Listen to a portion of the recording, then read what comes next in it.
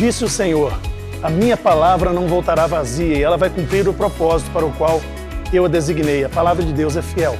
Neste momento você vai assistir um vídeo que vai edificar a sua vida com a palavra de Deus e também edificar a sua família.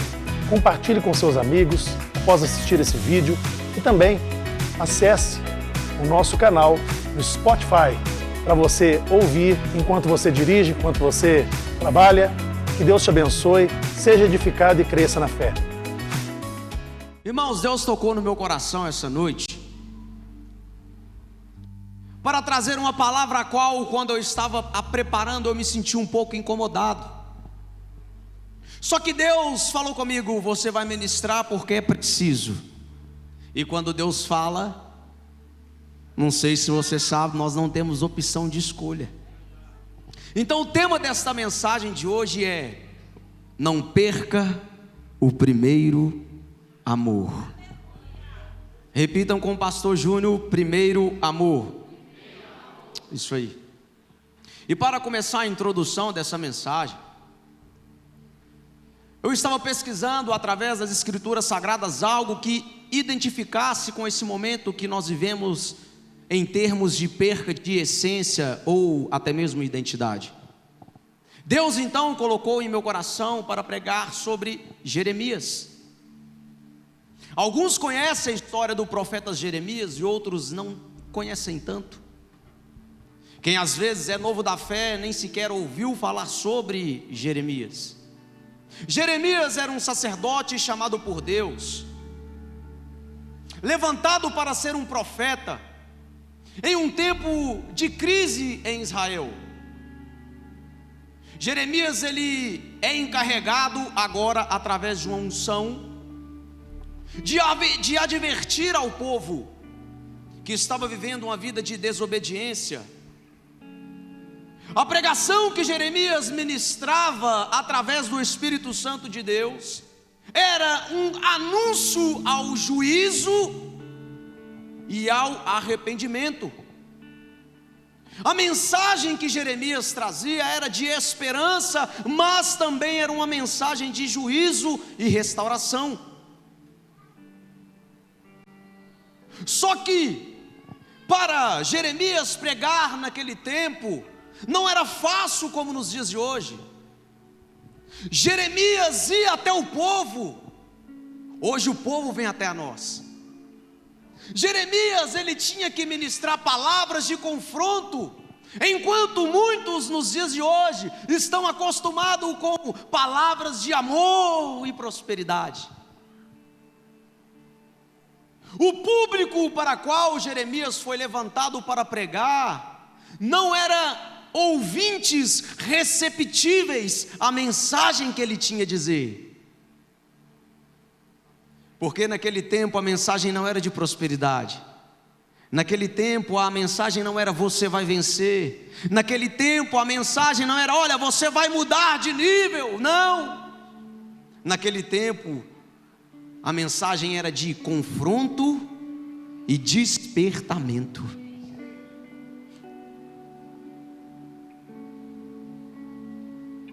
Jeremias não era recebido como o pastor Júnior é recebido quando ele sobe ao altar. Quando ele chega à igreja, era diferente. Então Deus, inicialmente, no início da caminhada de Jeremias, entrega uma mensagem reflexiva a ele, para tentar novamente trazer o povo à essência, de novo a obediência e espiritualidade que eles perderam ao longo do caminho. E para isso nós iremos navegar através da palavra de Deus em Jeremias capítulo 2, versículo 1 e 2, na versão NVI. Olha o que vai dizer. Jeremias diz: a palavra do Senhor veio a mim. Vá proclamar aos ouvidos de Jerusalém. E diz o seguinte para o povo, Jeremias. Isso é Deus falando. Eu me lembro da sua fidelidade quando você era jovem. Como noiva, você me amava e me seguia pelo... Vamos, irmão, prega comigo, daqui a pouco você vai jantar. E me seguia por uma terra não... Uma terra não semeada é uma terra que gera semente, igreja? É uma terra que dá frutos, igreja? Mas aqui tem algo poderoso. eles amavam a Deus, eles eram jovens, mas eles continuavam seguindo a palavra no lugar que não se podia. Independente do cenário, eles estavam buscando a presença de Deus. A palavra é muito clara para Jeremias ministrar aquele povo. Ei, povo de Judá, eu preciso que vocês voltem novamente à essência. Sabe o que Deus está querendo dizer para aquele povo, para mim e para você? Eu preciso que vocês voltem ao êxodo. Não entendi, pastor. Eu preciso que vocês voltem ao princípio, onde vocês eram obedientes, onde vocês eram fiéis, e aonde era um tempo que vocês obedeciam e tinham temor aos meus mandamentos.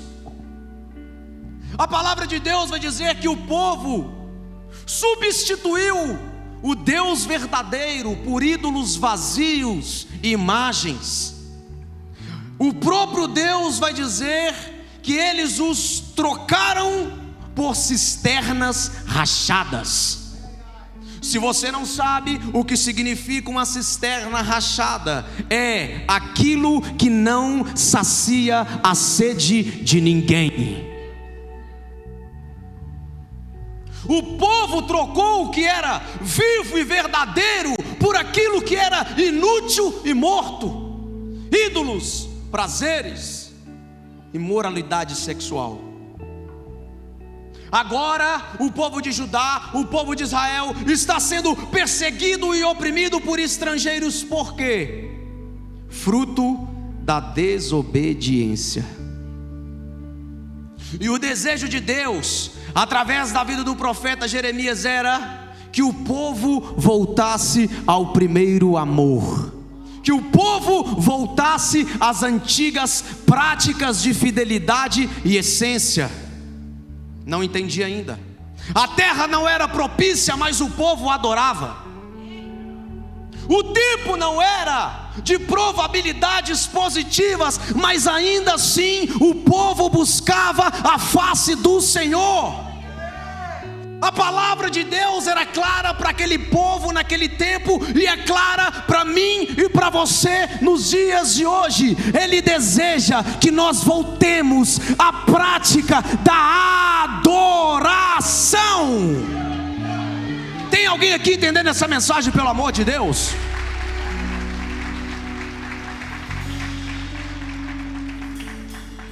E aqui, a partir dessa introdução, eu começo a pregar.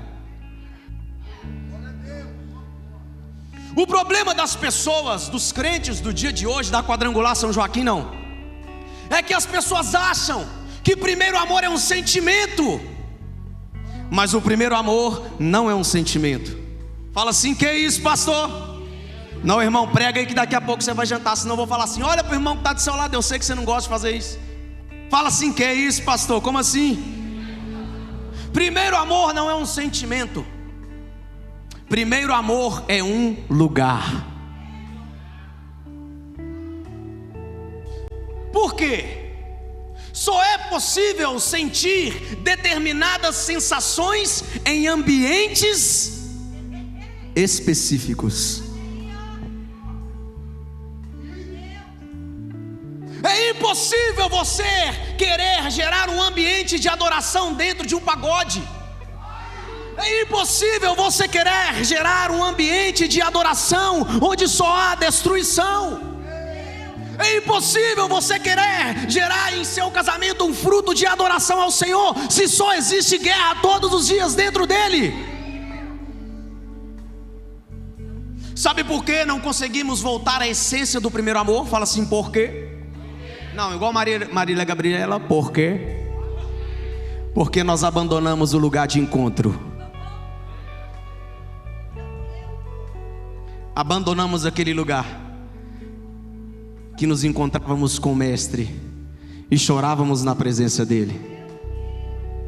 Abandonamos abandonamos aquela prática de chegar na igreja no primeiro horário, antes de todo mundo, ajoelhar na cadeira e você olhar para o lugar do assento e tinham lágrimas porque você se derramava na presença.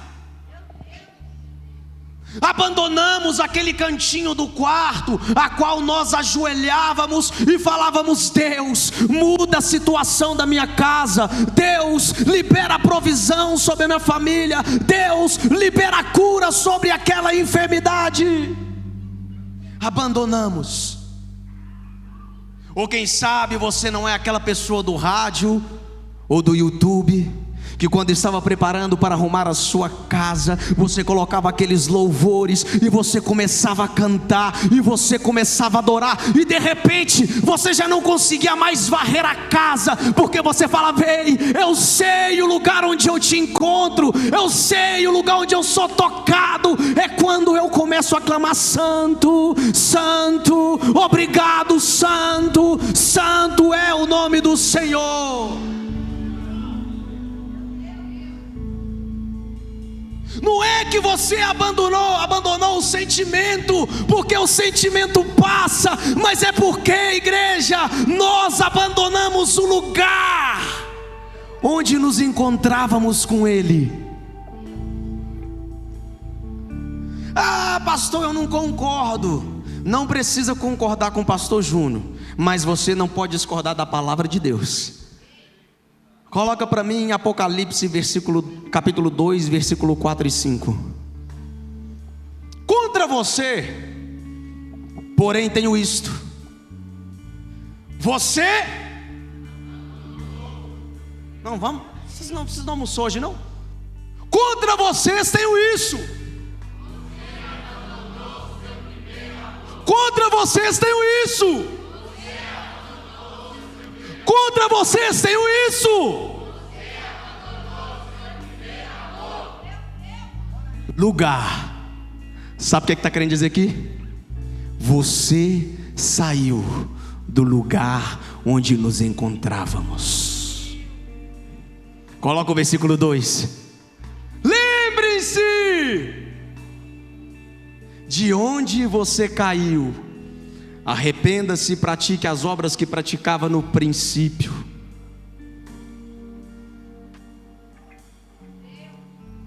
Arrependa-se e volte a praticar as obras que você praticava no começo.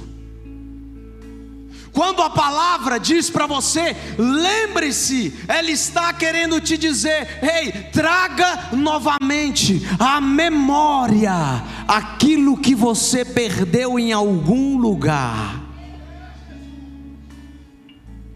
Entenda algo: só é possível encontrar aquilo que foi perdido quando retornamos no lugar onde caímos.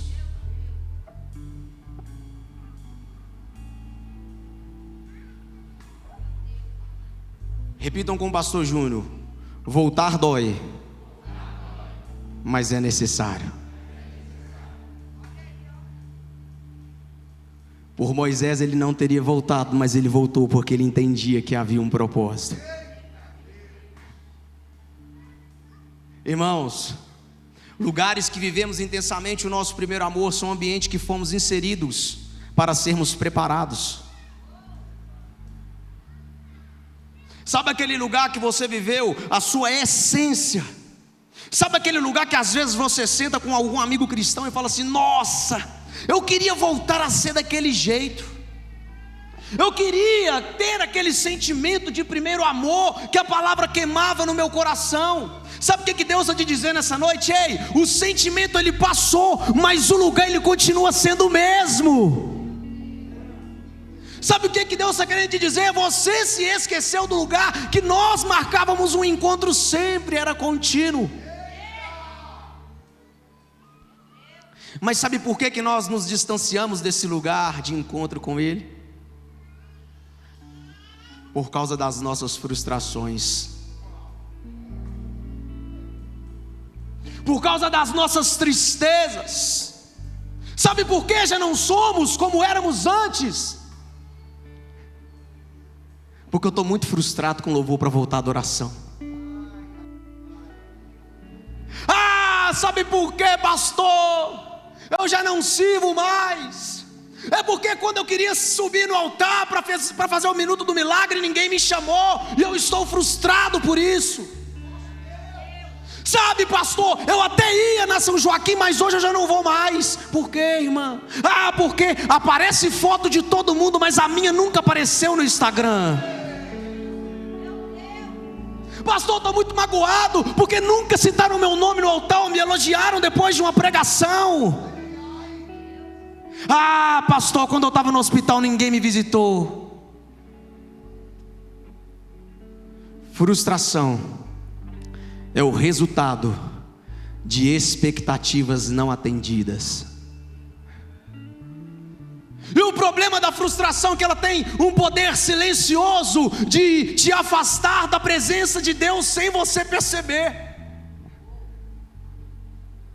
O problema da frustração, sabe qual é? Que você sai do lugar de origem, onde Ele te plantou para gerar semente, porque você estava frustrado.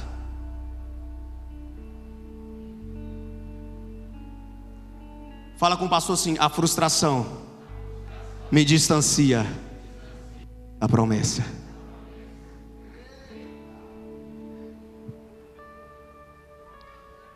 Quem conhece uma pessoa frustrada de sucesso, irmão?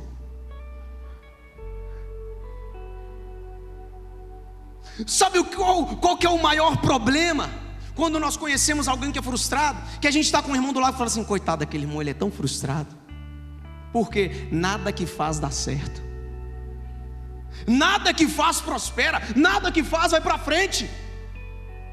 Por quê? Saiu do lugar de origem.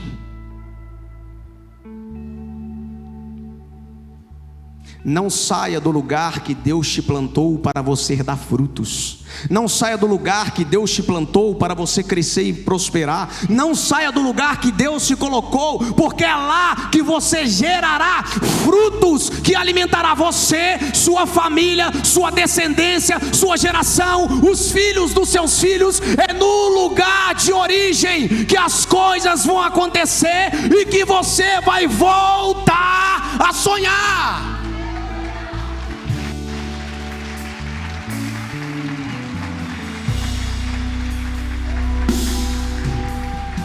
Aleluias. É por isso que o apóstolo Paulo, independente de suas frustrações, ele nunca desistiu. Ele nunca olhou para trás e pensou em retroceder. É por isso que em Filipenses ele diz: eu passei necessidades, passei fartura, eu aprendi a viver em toda e qualquer situação, seja bem alimentado, seja com fome, seja tendo muito, seja passando necessidade. E no final ele diz: eu sei que eu tudo posso naquele que me fortalece.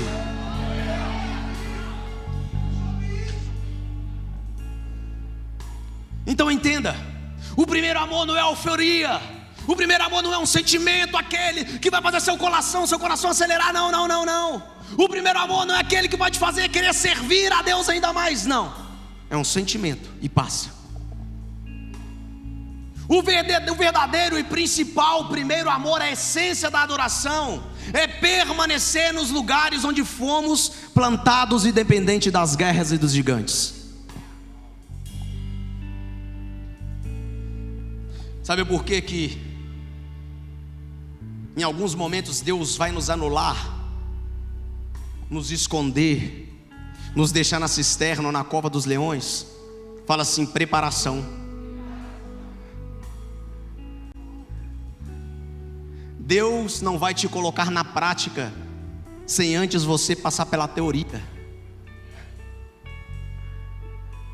O problema é que tem pessoas que querem ir para a prática sem nunca ter passado sequer na teoria. O problema é que tem pessoas que querem viver um grande ministério, mas não estão dispostas a sacrificar para ter um grande ministério. Então entenda o que eu quero te dizer: não adianta ter promessas sem processo. Como assim, pastor? Coloca aqui Jeremias 1:5. Vou te explicar melhor. Jeremias 1:5. Antes de formá-lo no ventre da sua mãe, eu o escolhi. Antes de você nascer, eu e o designei para profeta Já existia um chamado, já existia uma promessa sobre a vida de Jeremias, já existia um caminho que ele iria precisar seguir, mas não adianta nada se não passar pelo processo, se não passar pelo tempo de preparação e crescimento. Estamos querendo às vezes ministrar para pessoas aquilo que nem sequer tivemos o privilégio de viver.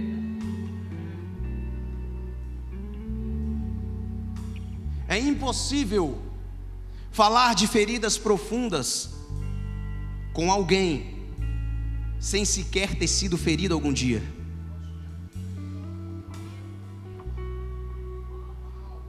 É impossível ministrar cura se você nunca foi curado.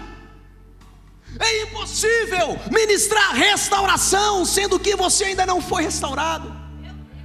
É por isso que Deus te anula, é por isso que Deus te esconde, é por isso que Deus te prepara, e no tempo certo Ele te levanta e fala: agora você vai. Aí você vai dizer: não, como que eu vou? Fala para eles lá fora que o eu sou te curou, lavou suas feridas, te deu banho, te levou para novos ambientes. Diga que eu sou o que eu sou, e que o eu sou te enviou para ministrar cura, milagre, restauração. Tem alguém aqui pegando essa palavra, pelo amor de Deus?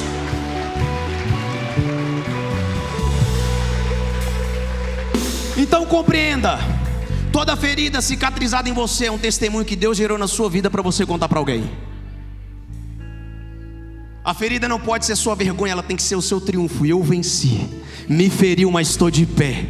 Me feriu, mas não me matou. Me feriu, mas agora eu tenho história para contar do que Deus fez.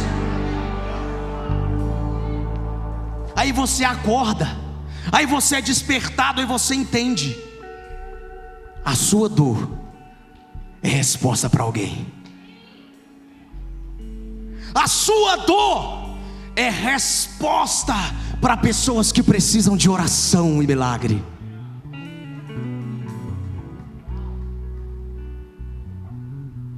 A palavra vai dizer que 40 anos, entre 20 a 40 anos, segundo historiadores, não sou eu quem estou dizendo, vai dizer que Jeremias ele está pregando incansavelmente uma palavra de restauração e arrependimento para aquele povo.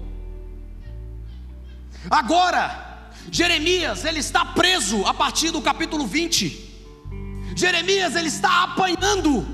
Jeremias ele está sendo humilhado. Mas peraí, Deus não disse que o designou para ser profeta entre as nações. Deus não disse que ele seria grande, mas aqui ele está sendo pequeno e humilhado.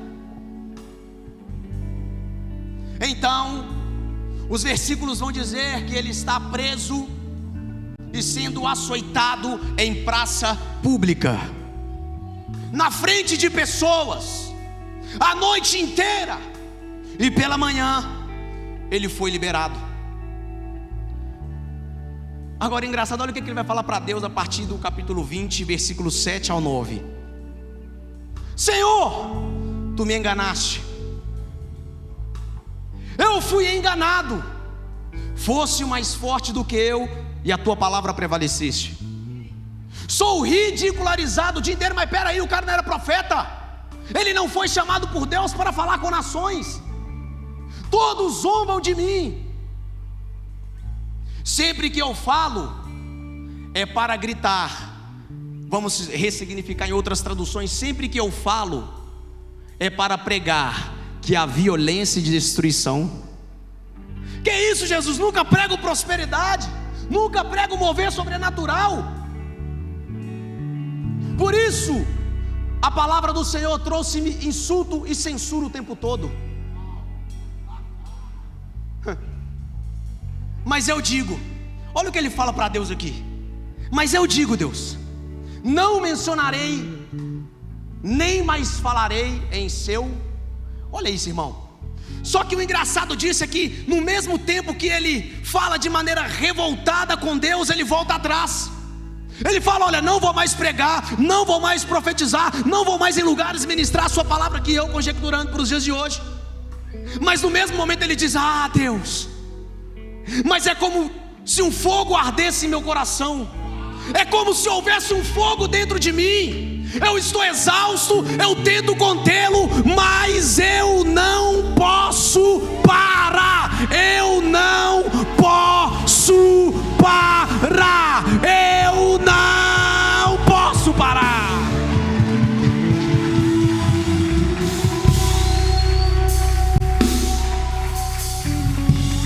Sabe o que é que Jeremias está dizendo, irmão? Deus, eu quero, mas eu não posso. Aí Deus está falando com algumas pessoas aqui essa noite: ei, deixa queimar novamente a chama que você permitiu apagar. Deixa queimar novamente aquilo que você deixou ir embora.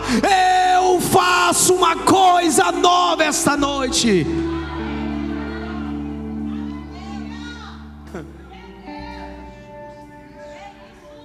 Agora eu vou para a tradução Júnior Fiel.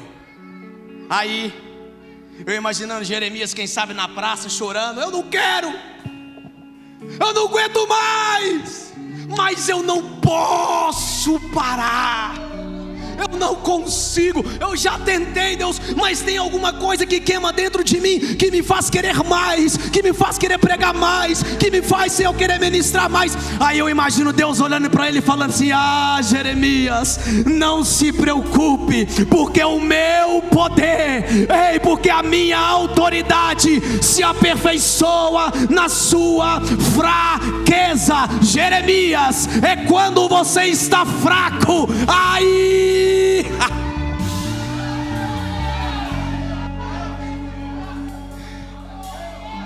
aleluias. Hoje eu imagino Deus olhando para Jeremias: Jeremias, ah, Jeremias, é por isso que você não desiste. Ei, você poderia estar em outro lugar, irmão, mas você está aqui. Sabe por quê? Porque independente do tamanho das provas, você entendeu que a presença é maior do que as provas.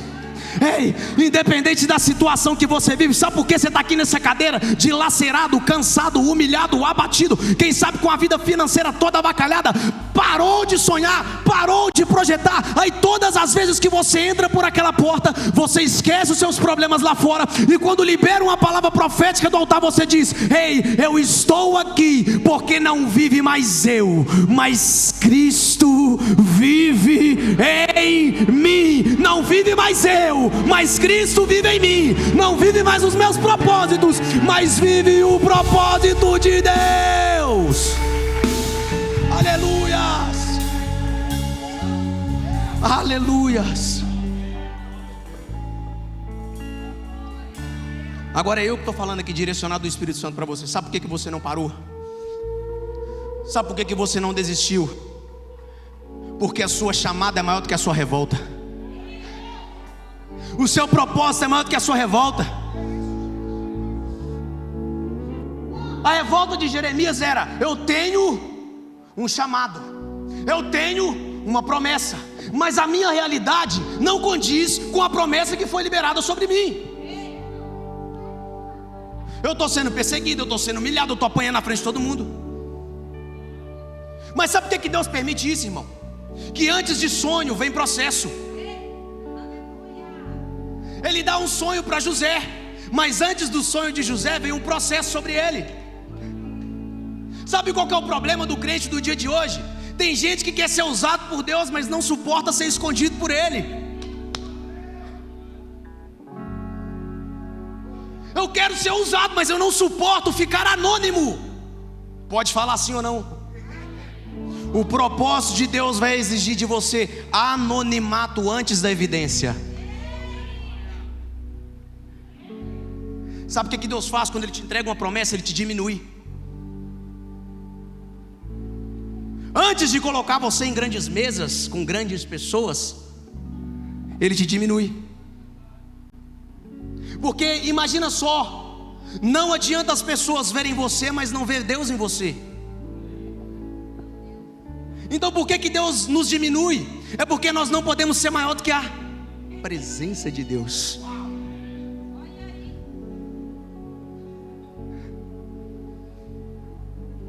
E como que é a dinâmica do céu? Como que é a dinâmica do reino? aquele que se exaltar será humilhado, e aquele que se humilhar será.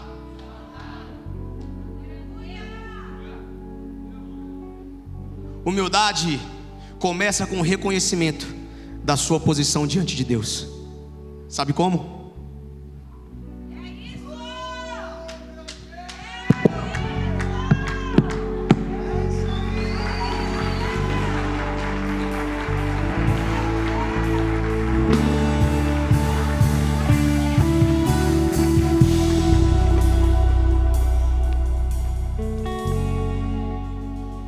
Entenda algo, isso é poderoso, eu já estou finalizando.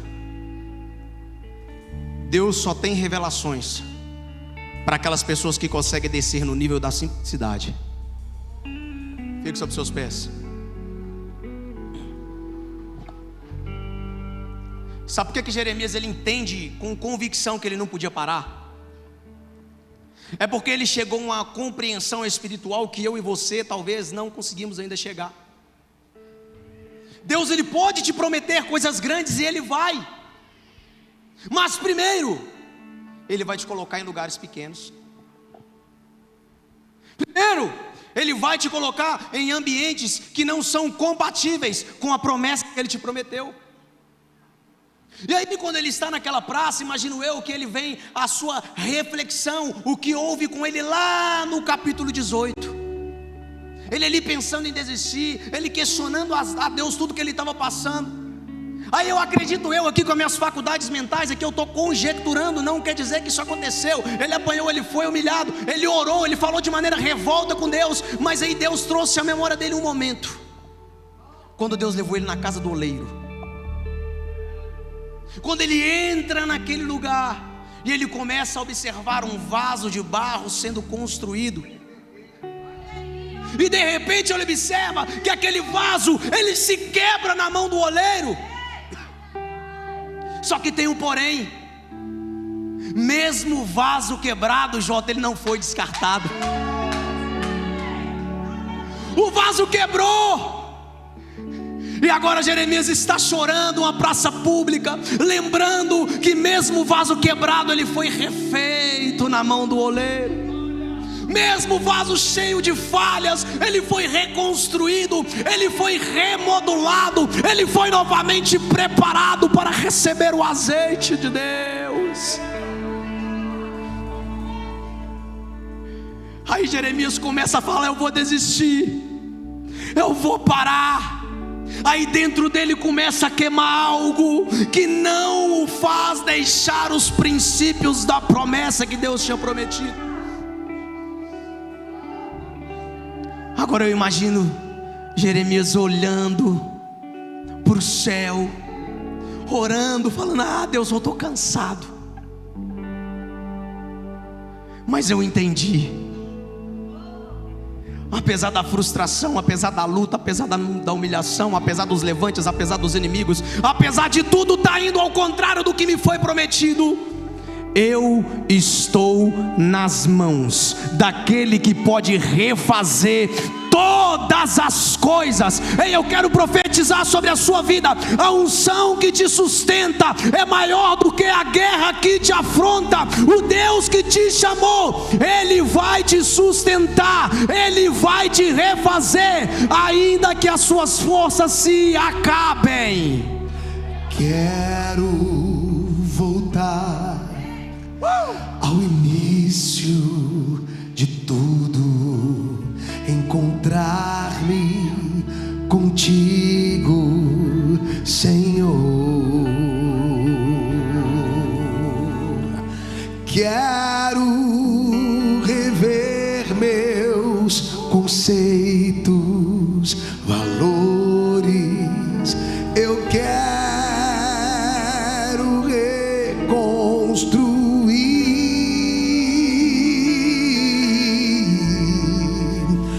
Vou regressar ao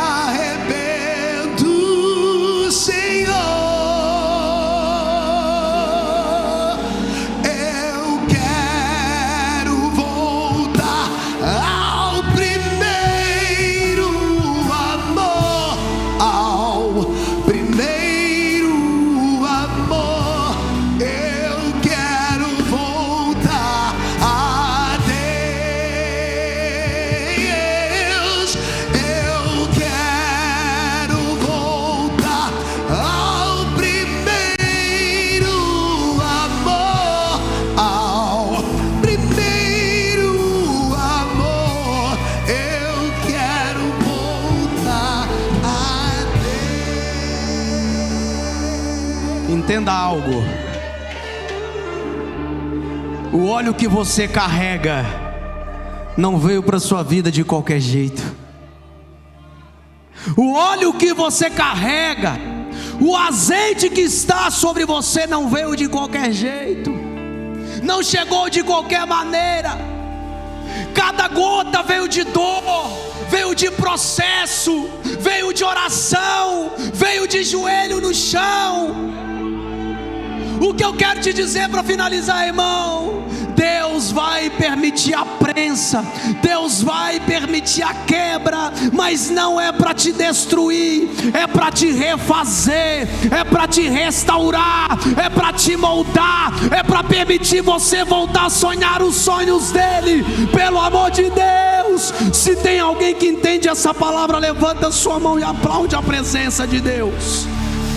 Eu quero voltar ao primeiro amor, ao primeiro amor.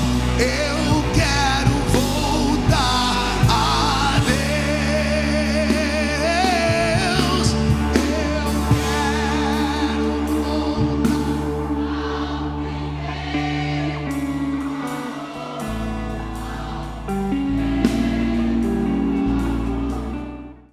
Espero que você tenha gostado desse vídeo e Deus tenha falado profundamente com você.